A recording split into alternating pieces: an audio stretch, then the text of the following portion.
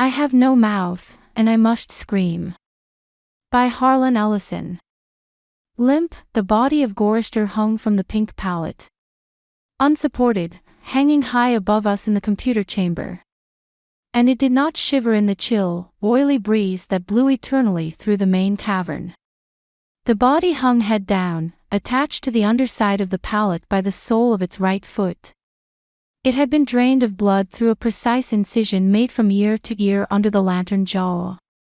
There was no blood on the reflective surface of the metal floor. When Gorister joined our group and looked up at himself, it was already too late for us to realize that, once again, AM had duped us, had had its fun. It had been a diversion on the part of the machine. 3 of us had vomited, turning away from one another in a reflex as ancient as the nausea that had produced it. Gorister went white. It was almost as though he had seen a voodoo icon, and was afraid of the future. "Oh, God," he mumbled, and walked away. The 3 of us followed him after a time, and found him sitting with his back to one of the smaller chittering banks, his head in his hands. Ellen knelt down beside him and stroked his hair. He didn't move, but his voice came out of his covered face quite clearly. "Why doesn't it just do us in and get it over with? Christ, I don't know how much longer I can go on like this." It was our 109th year in the computer. He was speaking for all of us. Nimdok, which was the name the machine had forced him to use, because AM amused itself with strange sounds, was hallucinating that there were canned goods in the ice caverns. Gorister and I were very dubious. "It's another shuck," I told them. "Like the goddamn frozen elephant AM sold us." Benny almost went out of his mind over that one. "We'll hike all that way and it'll be putrefied or some damn thing." I say forget it. "Stay here, it'll have to come up with something pretty soon or we'll die." Benny shrugged. 3 days it had been since we'd last eaten. Worms. Thick, ropey. Nimdok was no more certain. He knew there was the chance, but he was getting thin. It couldn't be any worse there than here. Colder, but that didn't matter much. Hot, cold, hail, lava, boils or locusts, it never mattered. The machine masturbated and we had to take it or die. Ellen decided us. "I've got to have something, Ted. Maybe there'll be some Bartlett pears or peaches." "Please, Ted, let's try it." I gave in easily. What the hell? Mattered not at all. Ellen was grateful, though. She took me twice out of turn. Even that had ceased to matter. And she never came, so why bother? But the machine giggled every time we did it. Loud, up there, back there, all around us, he snickered. It snickered. Most of the time I thought of AM as it, without a soul. But the rest of the time I thought of it as him, in the masculine. The paternal, the patriarchal, for he is a jealous people. Him. It. God as Daddy the deranged. We left on a Thursday. The machine always kept us up to date on the date. The passage of time was important. Not to us, sure as hell, but to him, it. AM. Thursday. Thanks. Nimdok and Gorister carried Ellen for a while, their hands locked to their own and each other's wrists, a seat. Benny and I walked before and after, just to make sure that, if anything happened, it would catch one of us and at least Ellen would be safe.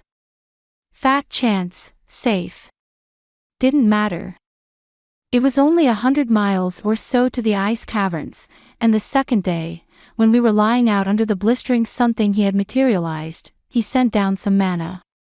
Tasted like boiled boar urine. We ate it. On the third day we passed through a valley of obsolescence, filled with rusting carcasses of ancient computer banks. AM had been as ruthless with its own life as with ours. It was a mark of his personality, it strove for perfection. Whether it was a matter of killing off unproductive elements in his own world-filling bulk, or perfecting methods for torturing us. AM was as thorough as those who had invented him, now long since gone to dust, could ever have hoped. There was light filtering down from above, and we realized we must be very near the surface. But we didn't try to crawl up to see. There was virtually nothing out there. Had been nothing that could be considered anything for over 100 years. Only the blasted skin of what had once been the home of billions. Now there were only 5 of us, down here inside, alone with AM. I heard Ellen saying frantically, "No, Benny. Don't, come on, Benny, don't please." And then I realized I had been hearing Benny murmuring, under his breath, for several minutes. He was saying, "I'm gonna get out, I'm gonna get out." Over and over. His monkey-like face was crumbled up in an expression of beatific delight and sadness, all at the same time. The radiation scars AM had given him during the festival were drawn down into a mass of pink-white puckerings, and his features seemed to work independently of one another. Perhaps Benny was the luckiest of the 5 of us. He had gone stark, staring mad many years before. But even though we could call AM any damn thing we liked, could think the foulest thoughts of fused memory banks and corroded base plates, of burnt-out circuits and shattered control bubbles, the machine would not tolerate our trying to escape. Benny leaped away from me as I made a grab for him. He scrambled up the face of a smaller memory cube, tilted on its side and filled with rotted components. He squatted there for a moment, looking like the chimpanzee AM had intended him to resemble.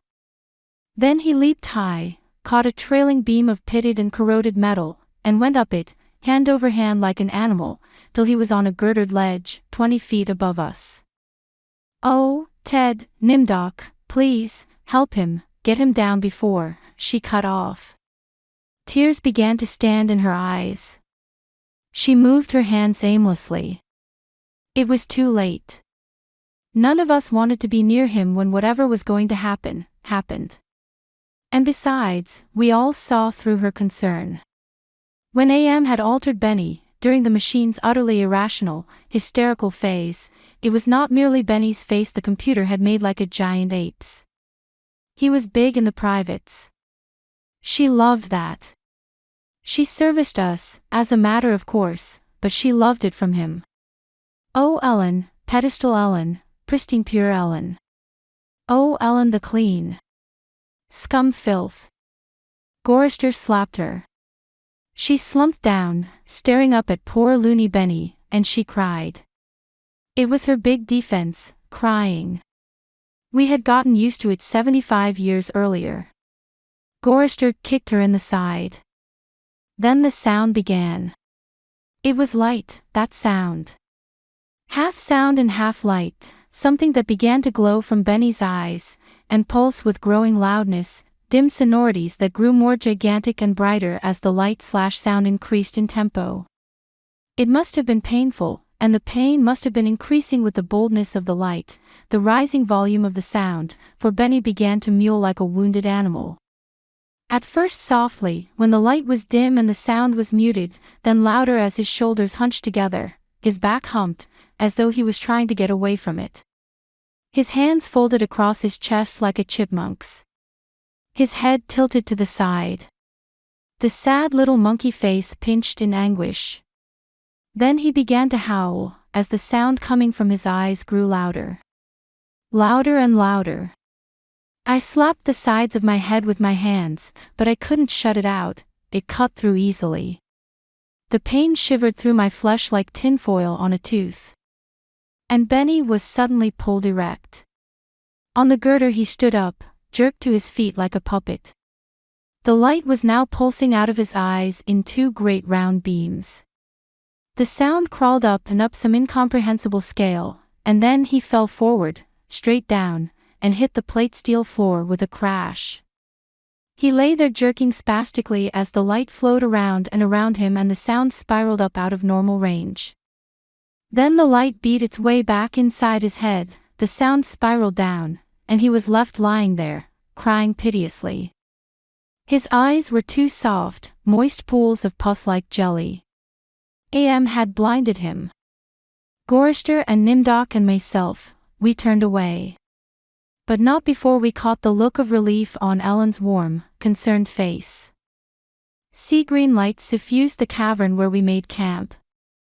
AM provided punk and we burned it, sitting huddled around the wan and pathetic fire, telling stories to keep Benny from crying in his permanent night.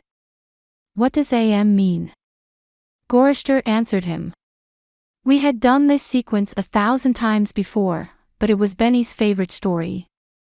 At first it meant Allied Master Computer, and then it meant Adaptive Manipulator, and later on it developed sentience and linked itself up and they called it an aggressive menace, but by then it was too late, and finally it called itself AM, Emerging Intelligence, and what it meant was I am, cogito ergo sum. I think, therefore I am. Benny drooled a little, and snickered. There was the Chinese AM and the Russian AM and the Yankee AM and, he stopped. Benny was beating on the floor plates with a large, hard fist. He was not happy. Gorister had not started at the beginning. Gorister began again. The Cold War started and became World War III and just kept going. It became a big war, a very complex war, so they needed the computers to handle it. They sank the first shafts and began building AM.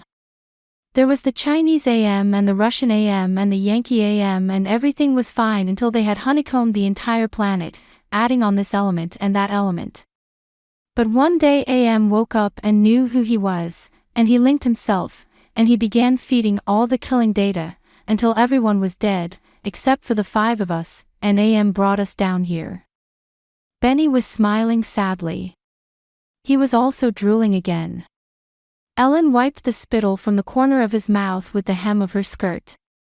Gorister always tried to tell it a little more succinctly each time, but beyond the bare facts there was nothing to say.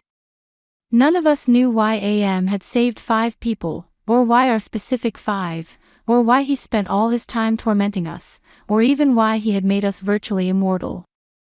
In the darkness, one of the computer banks began humming. The tone was picked up half a mile away down the cavern by another bank. Then one by one, each of the elements began to tune itself, and there was a faint chittering as thought raced through the machine. The sound grew, and the lights ran across the faces of the consoles like heat lightning. The sound spiraled up till it sounded like a million metallic insects, angry, menacing. What is it? Ellen cried. There was terror in her voice. She hadn't become accustomed to it, even now. It's going to be bad this time, Nimdok said. He's going to speak, Gorister said. I know it. Let's get the hell out of here. I said suddenly, getting to my feet. No, Ted, sit down. What if he's got pits out there, or something else, we can't see, it's too dark. Gorister said it with resignation. Then we heard. I don't know. Something moving toward us in the darkness. Huge, shambling, hairy, moist, it came toward us. We couldn't even see it, but there was the ponderous impression of bulk, heaving itself toward us. Great weight was coming at us, out of the darkness, and it was more a sense of pressure, of air forcing itself into a limited space, expanding the invisible walls of a sphere. Benny began to whimper. Nimdok's lower lip trembled and he bit it hard, trying to stop it. Ellen slid across the metal floor to Gorister and huddled into him. There was the smell of matted, wet fur in the cavern. There was the smell of charred wood. There was the smell of dusty velvet. There was the smell of rotting orchids. There was the smell of sour milk. There was the smell of sulfur, of rancid butter, of oil slick, of grease, of chalk dust, of human scalps. AM was keying us. He was tickling us. There was the smell of. I heard myself shriek, and the hinges of my jaws ached. I scuttled across the floor, across the cold metal with its endless lines of rivets, on my hands and knees, the smell gagging me, filling my head with a thunderous pain that sent me away in horror. I fled like a cockroach, across the floor and out into the darkness, that something moving inexorably after me. The others were still back there, gathered around the firelight, laughing, their hysterical choir of insane giggles rising up into the darkness like thick, many-colored wood smoke. I went away, quickly, and hid. How many hours it may have been, how many days or even years, they never told me. Ellen chided me for sulking, and Nimdok tried to persuade me it had only been a nervous reflex on their part, the laughing. But I knew it wasn't the relief a soldier feels when the bullet hits the man next to him. I knew it wasn't a reflex. They hated me. They were surely against me, and AM could even sense this hatred, and made it worse for me because of the depth of their hatred. We had been kept alive, rejuvenated, made to remain constantly at the age we had been when AM had brought us below, and they hated me because I was the youngest, and the one AM had affected least of all. I knew. God, how I knew. The bastards, and that dirty bitch Ellen. Benny had been a brilliant theorist, a college professor. Now he was little more than a semi-human, semi-simian. He had been handsome, the machine had ruined that. He had been lucid, the machine had driven him mad. He had been gay, and the machine had given him an organ fit for a horse. AM had done a job on Benny. Gorrister had been a worrier. He was a Connie, a conscientious objector. He was a peace marcher. He was a planner, a doer, a looker-ahead. AM had turned him into a shoulder-shrugger, had made him a little dead in his concern. AM had robbed him. Nimdok went off in the darkness by himself for long times. I don't know what it was he did out there, AM never let us know. But whatever it was, Nimdok always came back white, drained of blood, shaking. AM had hit him hard in a special way, even if we didn't know quite how. And Ellen. That douchebag. AM had left her alone, had made her more of a slut than she had ever been. All her talk of sweetness and light, all her memories of true love, all the lies she wanted us to believe, that she had been a virgin only twice removed before AM grabbed her and brought her down here with us. No, AM had given her pleasure, even if she said it wasn't nice to do. I was the only one still sane and whole. Really. AM had not tampered with my mind. Not at all.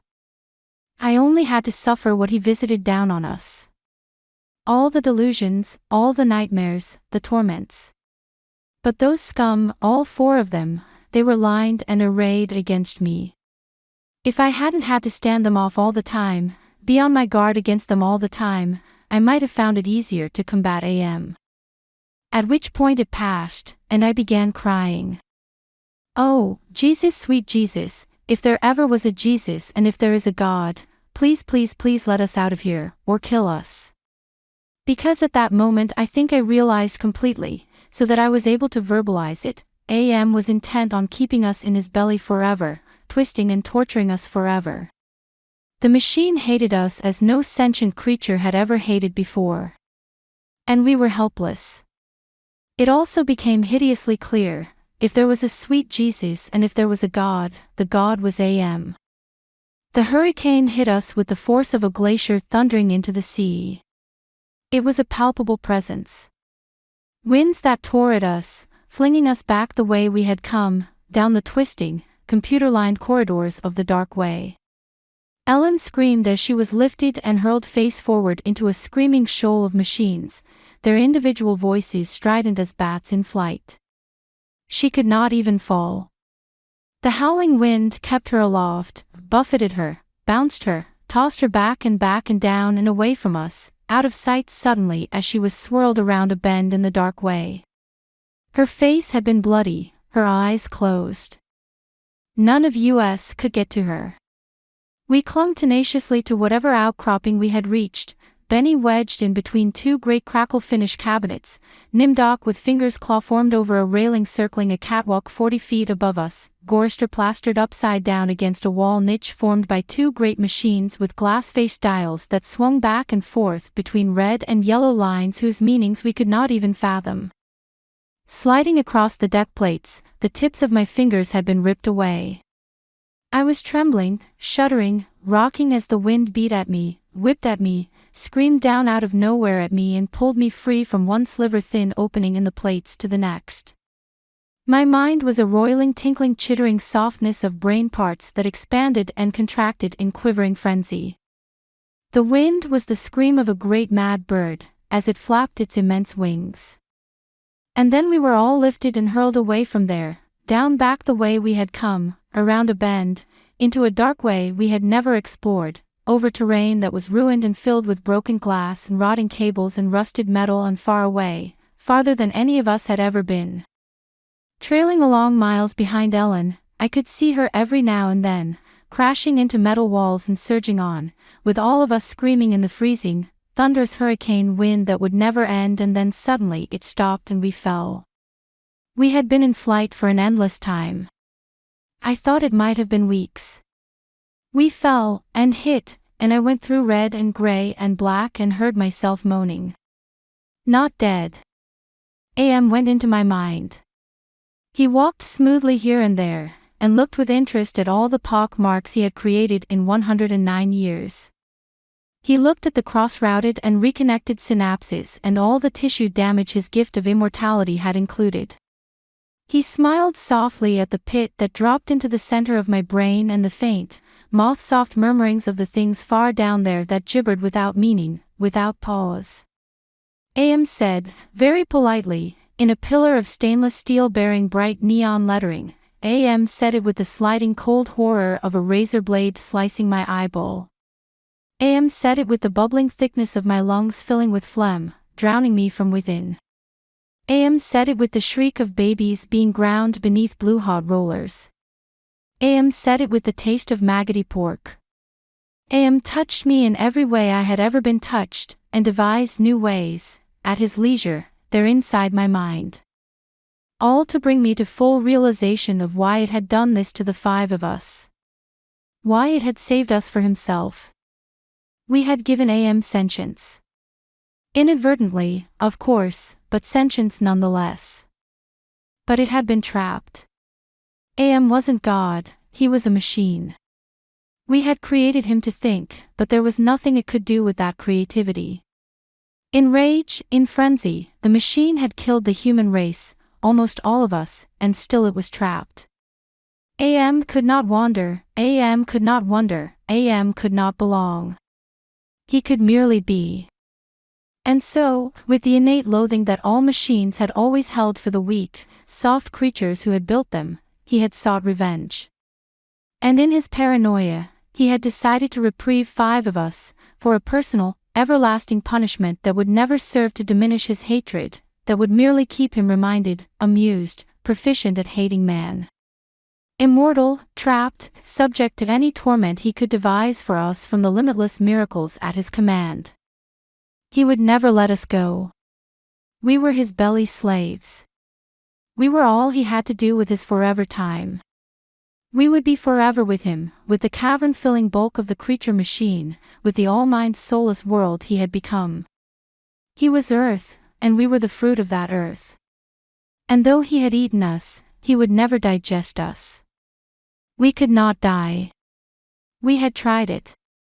We had attempted suicide, one or two of us had. But AM had stopped us. I suppose we had wanted to be stopped. Don't ask why. I never did. More than 1,000,000 times a day. Perhaps once we might be able to sneak a death past him. Immortal, yes, but not indestructible. I saw that when AM withdrew from my mind, and allowed me the exquisite ugliness of returning to consciousness with the feeling of that burning neon pillar still rammed deep into the soft gray brain matter.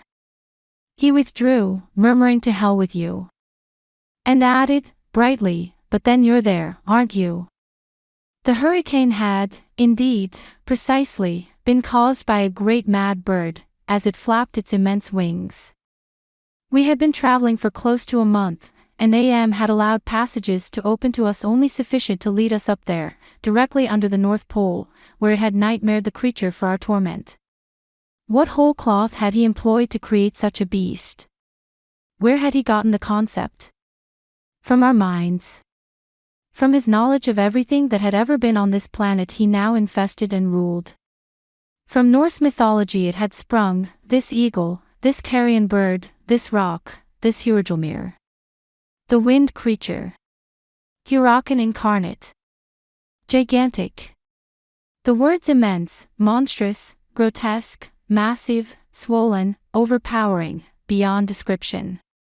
There on a mound rising above us, the bird of winds heaved with its own irregular breathing, its snake neck arching up into the gloom beneath the North Pole, supporting a head as large as a Tudor mansion. A beak that opened slowly as the jaws of the most monstrous crocodile ever conceived, sensuously. Ridges of tufted flesh puckered about two evil eyes, as cold as the view down into a glacial crevasse, ice blue and somehow moving liquidly. It heaved once more, and lifted its great sweat-colored wings in a movement that was certainly a shrug. Then it settled and slept. Talons. Fangs. Nails. Blades. It slept. AM appeared to us as a burning bush and said we could kill the hurricane bird if we wanted to eat. We had not eaten in a very long time, but even so, Gorrister merely shrugged. Benny began to shiver and he drooled. Ellen held him. "Ted, I'm hungry," she said. I smiled at her. I was trying to be reassuring, but it was as phony as Nimdok's bravado. "Give us weapons," he demanded. The burning bush vanished and there were two crude sets of bows and arrows, and a water pistol, lying on the cold deck plates. I picked up a set. Useless. Nimdok swallowed heavily. We turned and started the long way back. The hurricane bird had blown us about for a length of time we could not conceive. Most of that time we had been unconscious. But we had not eaten. A month on the march to the bird itself. Without food. Now how much longer to find our way to the ice caverns, and the promised canned goods? None of us cared to think about it. We would not die. We would be given filth and scum to eat, of one kind or another. Or nothing at all. AM would keep our bodies alive somehow, in pain, in agony. The bird slept back there, for how long it didn't matter. When AM was tired of its being there, it would vanish. But all that meat. All that tender meat. As we walked, the lunatic laugh of a fat woman rang high and around us in the computer chambers that led endlessly nowhere. It was not Ellen's laugh.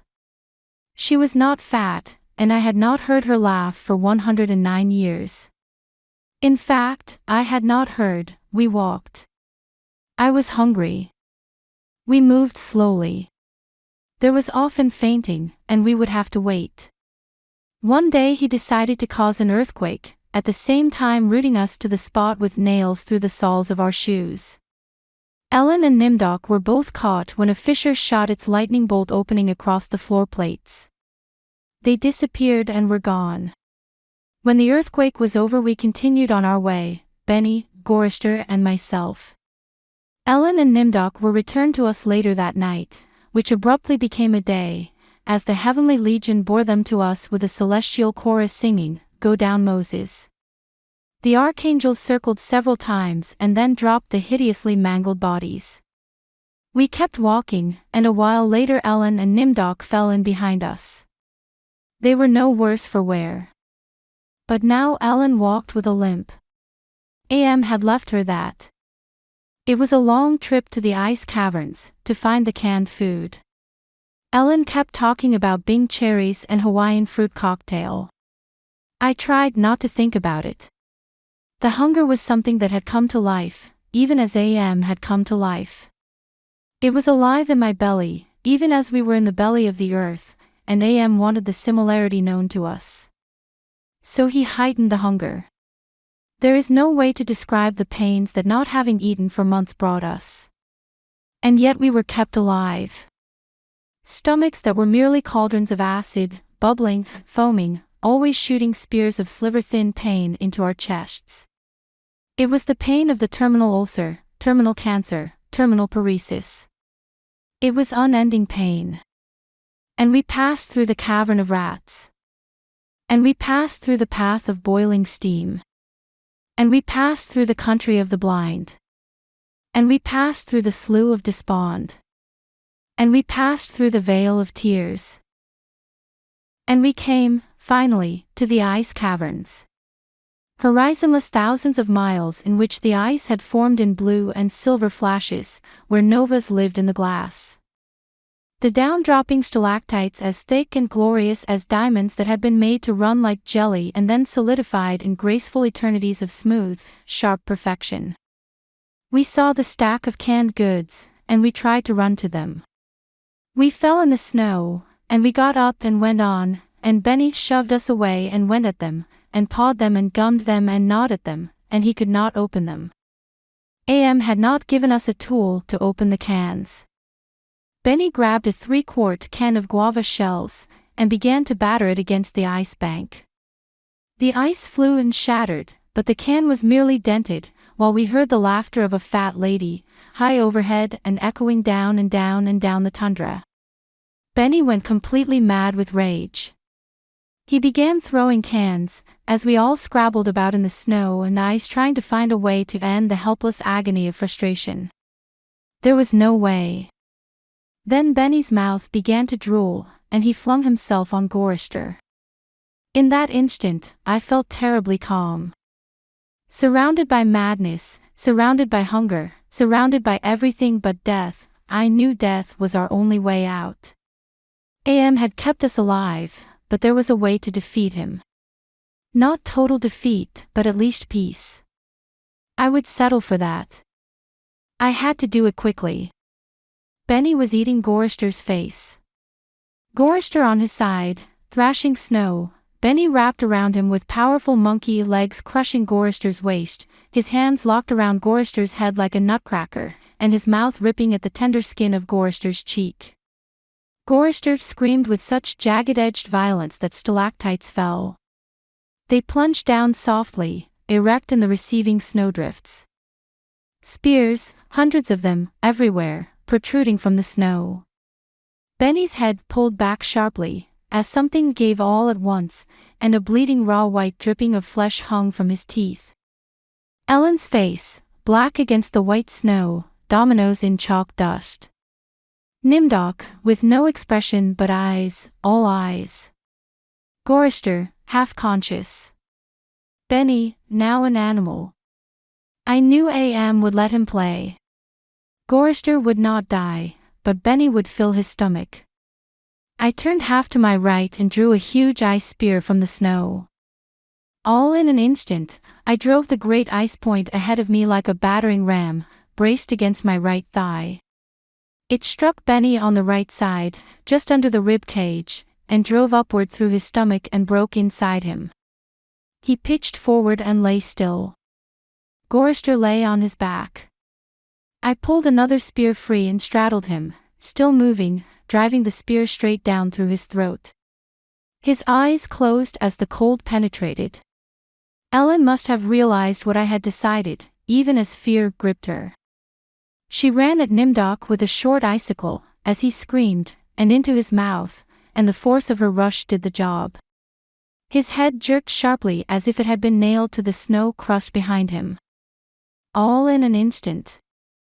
There was an eternity beat of soundless anticipation. I could hear AM draw in his breath. His toys had been taken from him. 3 of them were dead, could not be revived.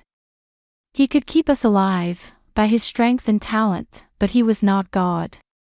He could not bring them back. Ellen looked at me, her ebony features stark against the snow that surrounded us. There was fear and pleading in her manner, the way she held herself ready. I knew we had only a heartbeat before AM would stop us. It struck her and she folded toward me, bleeding from the mouth. I could not read meaning into her expression, the pain had been too great, had contorted her face. But it might have been thank you. It's possible. Please. Some hundreds of years may have passed. I don't know. AM has been having fun for some time, accelerating and retarding my time sense. I will say the word now. Now. It took me 10 months to say now. I don't know. I think it has been some hundreds of years. He was furious. He wouldn't let me bury them. It didn't matter. There was no way to dig up the deck plates. He dried up the snow. He brought the night. He roared and sent locusts. It didn't do a thing. They stayed dead. I'd had him. He was furious. I had thought AM hated me before. I was wrong. It was not even a shadow of the hate he now slavered from every printed circuit. He made certain I would suffer eternally and could not do myself in. He left my mind intact. I can dream, I can wonder, I can lament. I remember all 4 of them. I wish. Well, it doesn't make any sense. I know I saved them from what has happened to me, but still, I cannot forget killing them. Ellen's face. It isn't easy. Sometimes I want to, it doesn't matter. AM has altered me for his own peace of mind, I suppose. He doesn't want me to run at full speed into a computer bank and smash my skull. Or hold my breath till I faint. Or cut my throat on a rusted sheet of metal. There are reflective surfaces down here. I will describe myself as I see myself. I am a great soft jelly thing. Smoothly rounded, with no mouth, with pulsing white holes filled by fog where my eyes used to be. Rubbery appendages that were once my arms. Bulks rounding down into legless humps of soft slippery matter. I leave a moist trail when I move. Blotches of diseased, evil gray come and go on my surface, as though light is being beamed from within. Outwardly, dumbly, I shamble about, a thing that could never have been known as human, a thing whose shape is so alien a travesty that humanity becomes more obscene for the vague resemblance. Inwardly, alone. Here. Living under the land, under the sea, in the belly of AM, whom we created because our time was badly spent and we must have known unconsciously that he could do it better. At least the 4 of them are safe at last. AM will be all the madder for that. It makes me a little happier. And yet, AM has won, simply, he has taken his revenge. I have no mouth. And I must scream.